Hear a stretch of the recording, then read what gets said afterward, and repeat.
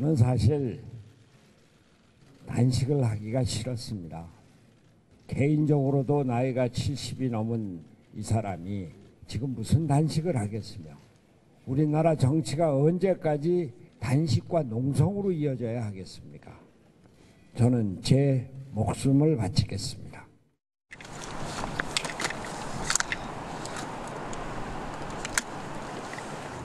선거제도 개혁을 원치 않는 세력끼리 손을 잡고 밀실 예산 야합 그리고 척패연대를 선택했습니다.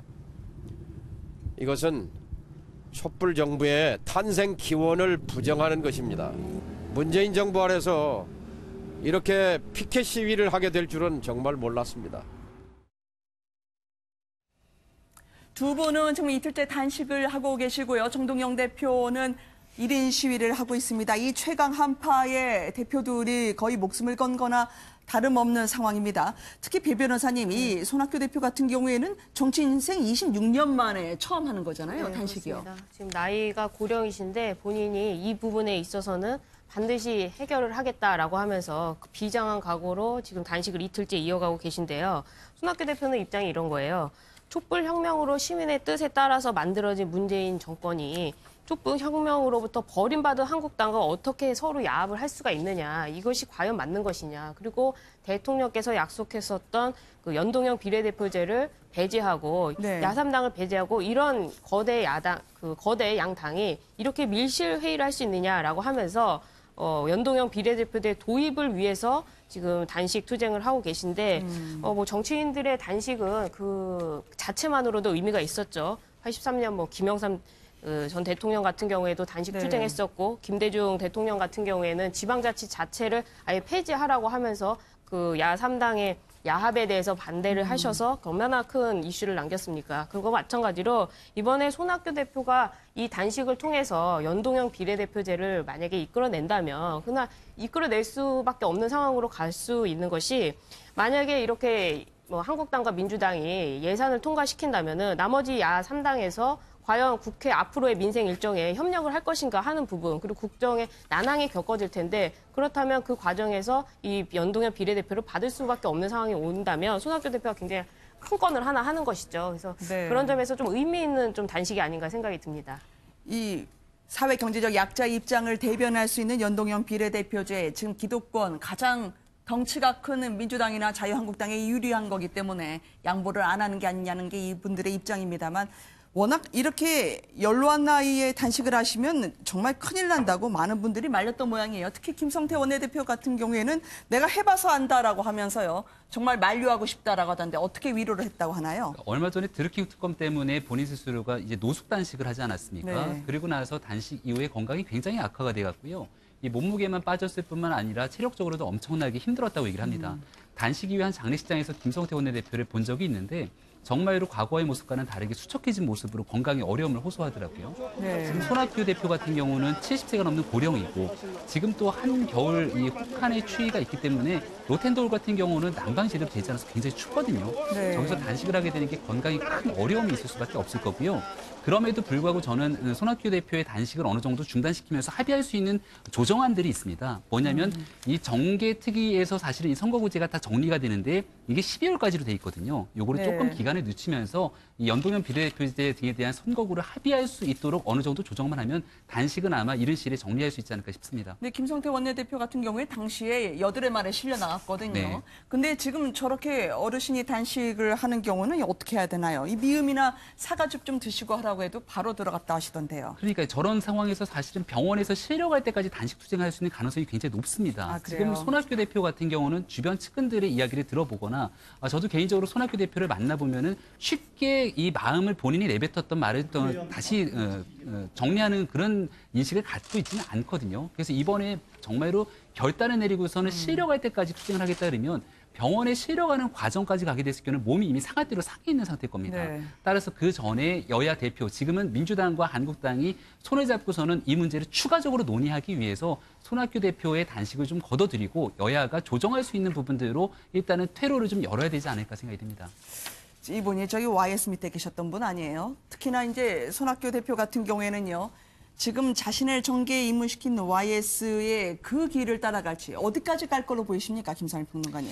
기본적으로 아까 배 변호사님께서 말씀하신 대로 이 그 연동형 비례대표제를 받아낸다면 정말 정치적으로 재개할 수 있는 큰 네. 발돋움판이 될 겁니다. 그렇지만 문제는 이게 이제 지역구수, 의원수를 결과적으로 받아내는 거 아니겠습니까? 그렇죠. 그렇기 때문에 그 어느 당도 이것을 양보하기는 좀 어렵습니다. 기본적으로. 그리고 연동형 비례대표제가 됐을 때에 그 지금 정당별로 지지율을 보시면 알겠지만 어느 한 당이 과반 정당을 차지하기는 굉장히 어려울 겁니다. 그러면 네. 이제 여소야대 이것이 뭐 너무나 당연한 고착화될 것 같은 그런 생각인데요. 네. 그러면 이제 여당 입장에서는 그걸 받기가 굉장히 어렵고요. 그리고 이제 거대 야당인 자한당도 그것을 이제 받기가 굉장히 어렵습니다. 왜냐하면 탄탄한 지역 기반, 그 영남에서요 탄탄한 네. 지역 기반이 있기 때문에 지역구 의석수에서 유리한 두 거대 야당이 받기가 굉장히 힘들죠. 그래서 네.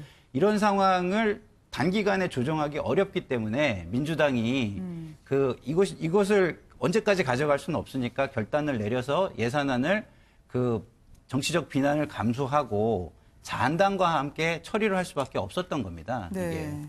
왜냐하면 이거 언제까지 이게 예, 끌고 갈 수 있겠습니까? 예산안이라는 건 그 빨리 처리를 해야 되는 건데 네. 이게 단기간에 해결이 되면 그렇게 했겠죠. 그래서 지금 민주당은 뭐 책임 여당으로서 안정적 국정 그 운영을 해야 되는데 네. 야3당이 반대를 할 때 이게 부결이 될 수 있습니다. 예산안이 지금.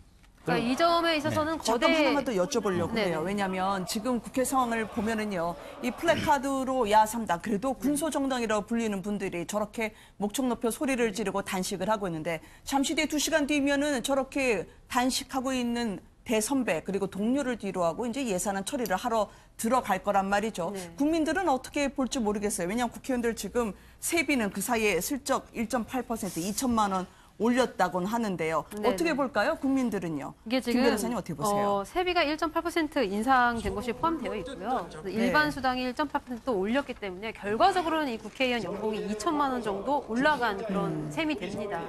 근데 지금 연동형 비례대표제는 사실은 민주당 내에서도 찬성하는 그 여론이 이전엔 정부까지는 굉장히 많았었어요. 근데 네. 이런 상태에서 지금 현재 이제 본인들이 이 제1당의 자리를 차지하고 나니까 이제 갑자기 말을 바꾼 겁니다. 그래서 사실은 이 점에 있어서는 민주당 굉장히 좀 비판을 받아 마땅하다고 생각을 하고요. 왜냐면은 일단 기본적인 그 당론 자체가 국민의 여론을 정확하게 반영을 해서 지지율에 비례하게 석을 주자. 이제 이것이 원래 그 민주당의 기조였던 것으로 알고 있습니다. 이제 그렇기 때문에 지금 비난을 받고 있는 거예요.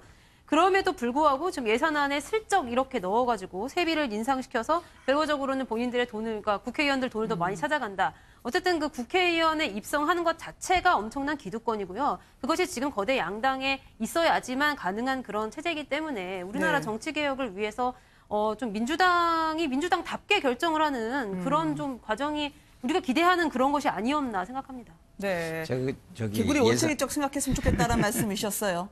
네. 제가 이 예산과 관련된 얘기가 나와서 좀 말씀드리면요. 제가 예산을 한 13년 다뤘는데 그 국회의원의 세비는요. 네. 그 정부에서 편성을 해오지 않고 지금 국회에서 확정을 하게 돼 있습니다. 그래가지고 예년에 보면 국민 여론의 눈치를 봐야 되기 때문에 그거를 많이 올릴 수가 없어요. 네. 근데 이제 1.8%를 올렸는데 그 전에는 계속해서 올리지 못했던 거기 때문에 그렇게 많이 올렸다고 보기는 조금 어렵긴 한데 네. 그럼에도 불구하고 이렇게 지금 그 김 변호사님 말씀하신 대로 정치적인 비난이 쏟아질 수밖에 없는 상황 속에서 올렸다는 거는 제가 볼 때는 조금 생각을 좀 덜한 거 아닌가 이런 생각은 듭니다. 그렇지만 그 이런 걸 앞으로 논란이 없게 하려면 네.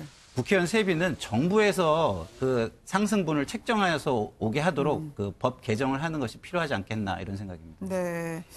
이제는 민주한국당 혹은 더불어한국당으로 새로운 명명이 나오고 있죠. 소수정당에 대해서 과연 어떻게 해나갈지 워낙 지금 날도 추운데요. 걱정하시는 분들이 적지 않을 것 같습니다. 김 교수님, 특히나 이제 손학규 대표 단식과 관련해서 말이죠. 네, 맞습니다. 지금 현재 상황에서 뭐 예산 얘기도 하고 지금 한국당과 민주당의 얘기도 했는데요. 지금 우리가 1.8% 예산 올린 것 갖고도 사실 국민들이 분노하고 있지 않습니까? 네. 근데 지금 야3당이 얘기하고 있는 선거구제 개편에서 연동형 비례대표제를 받으려면요.